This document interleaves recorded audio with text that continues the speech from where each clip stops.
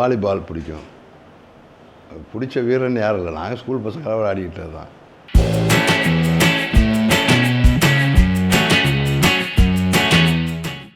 நான் சினிமாவே பார்க்குறது மிஞ்சி மிஞ்சி போனால் எம்ஜிஆர் ஐயா படம் ஒரு 6-7 படம் பார்த்துருப்பேன்.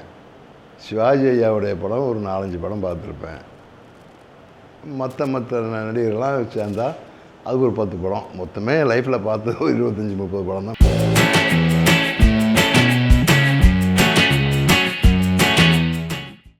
இந்தியாவில் எனக்கு பிடிச்ச அரசியல் தலைவரே இல்லை. ஒரே ஒருத்தர் இருக்கார், நல்லக்கண்ணு ஐயா.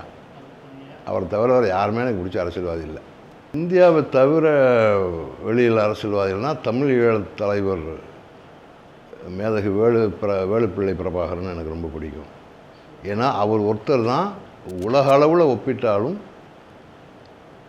மக்கள் ஆட்சின்னா என்ன, தலைவன்னா என்ன, அதற்குரிய இலக்கணத்தோடு அதற்குரிய தகுதியோடு வாழ்ந்த ஒரே மனுஷன். அவர் இறந்துட்டார். ஆக உலகத்தில் வேறு எவனும் இல்லை.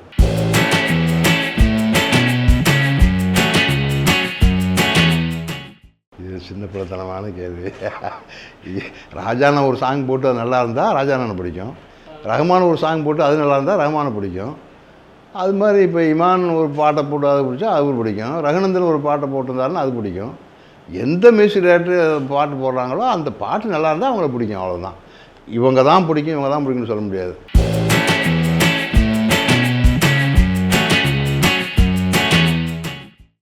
விரும்பினதே இல்லை, இது வரைக்கும் போனதே இல்லை.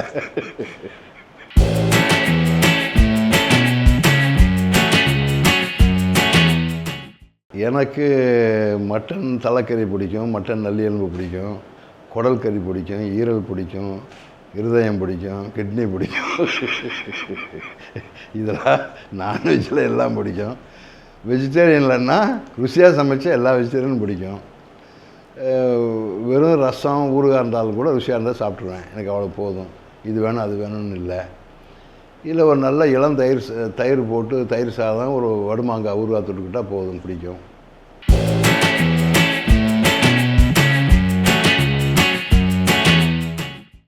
ஒன்றுமே இல்லை. ஆரம்பத்தில் எந்த கட்டுப்பாடும் இல்லை. அது மாதிரி போயிட்டுருக்கு. என்ன கிடைச்சாலும் சாப்பிட்டுக்குவேன்.